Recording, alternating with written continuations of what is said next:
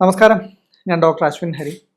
നമ്മൾ ഇന്ന് സംസാരിക്കാൻ പോകുന്നത് നമ്മൾ ജീവിതത്തിൽ എല്ലാ ദിവസവും കേൾക്കുന്ന ഒരു പ്രശ്നത്തിനെ കുറിച്ചാണ്. തോളുവേദന, ഷോൾഡർ പെയിൻ. ഈ ഷോൾഡർ പെയിൻ കൊണ്ട് ബുദ്ധിമുട്ട് അനുഭവിക്കാത്ത ആരും ഒരു പക്ഷേ നമ്മുടെ ചുറ്റും ഉണ്ടാവില്ല. ജീവിതത്തിൽ ഒരു ഘട്ടത്തിലെങ്കിലും ഷോൾഡർ പെയിൻ കൊണ്ട് ബുദ്ധിമുട്ട് അനുഭവിച്ചിട്ടുള്ളവരായിരിക്കും എല്ലാവരും. നമ്മുടെ തോളിന് തുടർച്ചയായിട്ട് വേദന ഉണ്ടാകുമ്പോൾ എന്തൊക്കെ മാറ്റങ്ങളാണ് നിങ്ങളുടെ തോളിൽ ഉണ്ടാകുന്നതെന്ന് നിങ്ങൾ ശ്രദ്ധിച്ചിട്ടുണ്ടോ? ഉറപ്പായിട്ടും മസിൽസ് വളരെ സ്റ്റിഫായിട്ടുണ്ടാവും. തൊട്ടു നോക്കുമ്പോൾ തന്നെ നമുക്ക് മസിലൊക്കെ വളരെ കല്ല് പോലെ ഉറച്ചിരിക്കുന്ന ഒരു അവസ്ഥ അനുഭവപ്പെടുന്നുണ്ടാവും. അല്ലെങ്കിൽ ഒരു നീർക്കെട്ട് അനുഭവപ്പെടുന്നുണ്ടാവും. ചിലപ്പോൾ ഈ നീർക്കെട്ട് തുടർച്ചയായിട്ട് അനുഭവപ്പെടുന്നുണ്ടെങ്കിൽ തന്നെ അവിടെ തൊട്ട് നോക്കിക്കഴിഞ്ഞാൽ ഒരു ചൂട് അനുഭവപ്പെടുന്നുണ്ടാവും. അല്ലെങ്കിൽ പലരും പറയുന്നൊരു കാര്യമാണ്, കൈകൊണ്ട് എന്തെങ്കിലും തുടർച്ചയായിട്ട് ജോലി ചെയ്ത് കഴിഞ്ഞാലാണ് വേദന കൂടുന്നത് എന്നുള്ളത്. ഇതിൻ്റെ എല്ലാം അടിസ്ഥാന കാരണം എന്താണെന്ന് നമുക്ക് മനസ്സിലാവുന്നത് ഒരു സ്റ്റിഫ്നെസ്സും ഇൻഫ്ലമേഷനുമാണ്. അതായത് ഒരു മസിലുകളുടെ അമിത മുറുക്കവും ഒരു നീർക്കെട്ടുമാണ്. അപ്പോൾ നമ്മൾ തുടർച്ചയായിട്ട് മുറുകിയിരിക്കുന്ന ഒരു മസിലിനെ കൊണ്ട് നമ്മൾ തുടർച്ചയായിട്ട് ജോലി ചെയ്യിക്കുകയാണെന്ന് കരുതുക. ഒരു മിറ്റം കളയ്ക്കുക, അല്ലെങ്കിൽ ഒരു ചെടിക്ക് താഴെ തോണ്ടുക, അല്ലെങ്കിൽ നമ്മുടെ അടുക്കളയിൽ ഒരു ജോലി ചെയ്യുക, കട്ട് ചെയ്യുക, മുറിക്കുക. ഇതെന്ത് ചെയ്യുമ്പോൾ ഒരു സ്റ്റിഫായിട്ടിരിക്കുന്ന ഒരു സ്ട്രക്ചറിനെ കൊണ്ട് നമ്മൾ തുടർച്ചയായിട്ട് ജോലി ചെയ്യിച്ചാൽ എന്ത് സംഭവിക്കും? സ്വാഭാവികമായിട്ടും ഇൻഫ്ലമേഷൻ ഉള്ള ഒരു സാധ്യത കൂടുതലാണ്. അതേസമയം വളരെ അയഞ്ഞ് റിലാക്സ്ഡ് ആയിട്ട് ഇരിക്കുന്ന ഒരു മസിൽസിനെ കൊണ്ട് ജോലി ചെയ്യിച്ചു കഴിഞ്ഞാൽ ഒരിക്കലും അത്തരത്തിലുള്ളൊരു ഇൻഫ്ലമേഷൻ ഉണ്ടാവാൻ സാധ്യതയില്ല. അപ്പോൾ ഇത്തരത്തിലുള്ള ഒരു ഇൻഫ്ലമേഷനും സ്റ്റിഫ്നെസ്സിൻ്റെയും അടിസ്ഥാന കാരണം എന്താണ്? ഫൈറ്റ് ഓർ ഫ്ലൈറ്റ് റെസ്പോൺസ് ആണ്. ഫൈറ്റ് ഓർ ഫ്ലൈറ്റ് റെസ്പോൺസ് എന്ന് പറഞ്ഞാൽ ഒരു ജീവിയുടെ ഒരു സ്വാഭാവികമായിട്ടുള്ള അവൻ്റെ ചുറ്റുപാടുകളോടുള്ള ഒരു സ്വാഭാവിക പ്രതികരണത്തിനെയാണ് ഫൈറ്റ് ഓർ ഫ്ലൈറ്റ് റെസ്പോൺസ് എന്ന് പറയുന്നത്.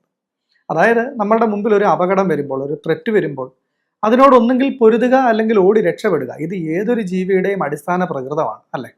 അപ്പം മനുഷ്യനെ സംബന്ധിച്ച് നമ്മൾ അനുഭവിക്കുന്ന ത്രെറ്റുകളും അല്ലെങ്കിൽ നമ്മൾ അനുഭവിക്കുന്ന സ്ട്രെസ്സുകളും എന്ന് പറഞ്ഞാൽ നമുക്ക് ഡയറക്റ്റ്ലി കാണാൻ പറ്റാത്തതാണ്. കാരണം പണം നമുക്ക് കാണാൻ പറ്റില്ല, പക്ഷേ ആ പണത്തിനെക്കുറിച്ചുള്ള സ്ട്രെസ്സുകൾ നമ്മുടെ ഉള്ളിൽ എപ്പോഴും ഉണ്ടാകും. ഇത്തരത്തിൽ മനുഷ്യൻ അനുഭവിക്കുന്ന സ്ട്രെസ്സുകൾ മനുഷ്യന് കാണാൻ പറ്റാത്തതാണ്. അതുകൊണ്ട് തന്നെ ഉറക്കത്തിൽ പോലും മനുഷ്യൻ സ്ട്രെസ്ഡ് ആണ് എന്ന് പറയാം.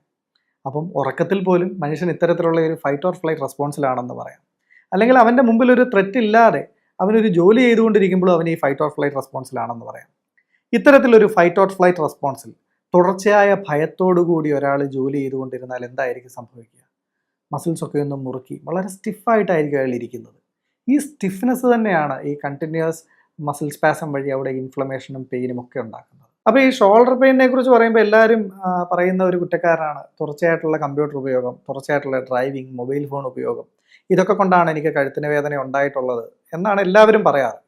പക്ഷേ സത്യസന്ധമായിട്ട് പറയട്ടെ, യഥാർത്ഥ വില്ലൻ ലാപ്ടോപ്പോ മൊബൈൽ ഫോണോ ഒന്നുമല്ല. യഥാർത്ഥ വില്ലൻ അവനവൻ തന്നെയാണ്.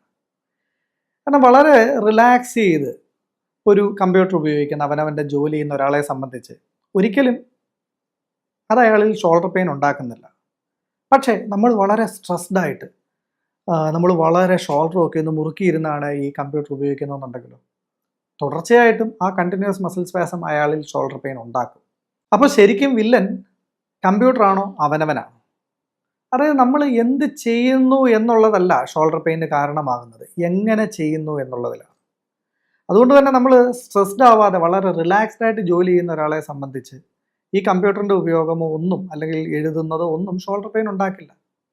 പക്ഷേ അയാൾ വളരെ സ്ട്രെസ്ഫുള്ളായിട്ടാണ് ജോലി ചെയ്യുകയാണെങ്കിൽ അത് തീർച്ചയായിട്ടും ഷോൾഡർ പെയിന് കാരണമാകും. അപ്പോൾ ഷോൾഡർ പെയിന് കാരണമാകുന്ന ഒരു വികാരങ്ങളെക്കുറിച്ച് നമ്മൾ സംസാരിക്കുകയാണെങ്കിൽ ഷോൾഡർ പെയിൻ്റെ ഒരു അടിസ്ഥാന വികാരം എന്ന് പറയുന്നത് ഇൻസെക്യൂരിറ്റി ആണ് എന്ന് പറയും. ഇൻസെക്യൂരിറ്റി അഥവാ ഭയം. അതിൻ്റെ ഒരു ബേസിക് വികാരം ഭയം തന്നെയാണ്. നമ്മളൊരു ഭയം ഉണ്ടാകുമ്പോൾ നമ്മൾ എങ്ങനെയാണ് നമ്മുടെ ഒരു ബോഡി റെസ്പോൺസ് എങ്ങനെയാണ്? നമ്മളൊരു ഹൊറർ ഫിലിം കാണാൻ പോകുമ്പോൾ നമ്മുടെ ഒരു ബോഡി റെസ്പോൺസ് നമ്മളൊന്ന് ഒബ്സർവ് ചെയ്താൽ മതി. ഷോൾഡറൊക്കെ ഒന്ന് ടൈറ്റ് ചെയ്ത് ഒന്ന് മുന്നോട്ടാഞ്ഞായിരിക്കും നമ്മൾ ഇരിക്കുന്നത്, അല്ലേ? ഇത്തരത്തിലൊരു മനുഷ്യൻ അയാളുടെ ഉപബോധ മനസ്സിലൊരു ഭയം കിടപ്പുണ്ടെങ്കിൽ അയാൾ പോലും അറിയാതെ അയാളുടെ ഉറക്കത്തിലും ഉണർവിലുമൊക്കെ ഇത്തരത്തിലുള്ള ചെറിയ ചെറിയ മസിൽ സ്പാസംസ് അയാളുടെ ശരീരത്തിൽ അനുഭവപ്പെടും. ഇത്തരം മസിൽ സ്പാസംസ് തുടർച്ചയായി അനുഭവപ്പെട്ടാലോ? നമ്മളിപ്പോൾ ഒരു മസിലിനെ നമ്മളൊരു 5 മിനിറ്റ് മുറുക്കി പിടിച്ചുകൊണ്ടിരുന്നു, അപ്പം തന്നെ ചിലപ്പോൾ നമുക്കൊരു ചെറിയ വേദന അനുഭവപ്പെടാം.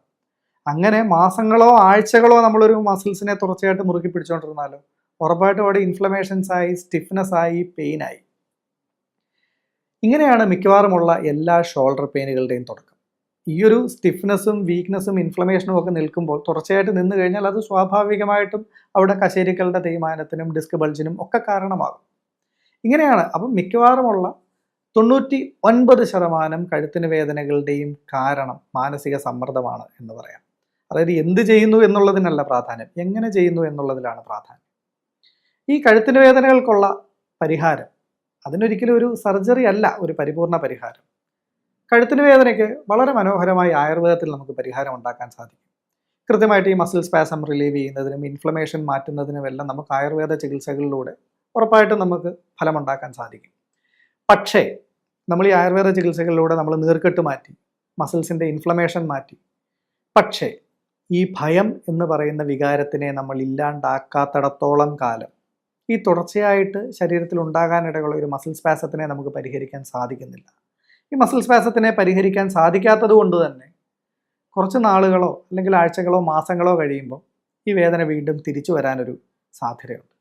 അതിനെ കൂടെ ഒഴിവാക്കണം എന്നുണ്ടെങ്കിൽ ആ കഴുത്തിന് വേദനയ്ക്ക് പിന്നിലുള്ള ആ ഇൻസെക്യൂരിറ്റി, ആ ഭയത്തിനെ കൂടെ പരിഹരിക്കേണ്ടതായിട്ടുണ്ട്.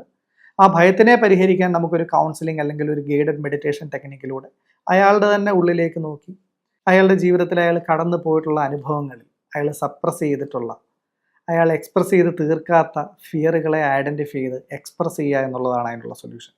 അത്തരത്തിൽ ആ ഫിയറിനെ കൂടെ റിലാക്സ് ചെയ്ത് കഴിഞ്ഞാൽ ആ ഷോൾഡർ പൂർണ്ണമായിട്ടും റിലാക്സ് ചെയ്യാൻ സാധിക്കും. അയാളുടെ ആ കഴുത്തിന് വേദനയ്ക്കും ഷോൾഡർ പെയിനും നിലനിൽക്കുന്ന ഒരു പരിഹാരം നമുക്ക് ഉണ്ടാക്കാനും സാധിക്കും.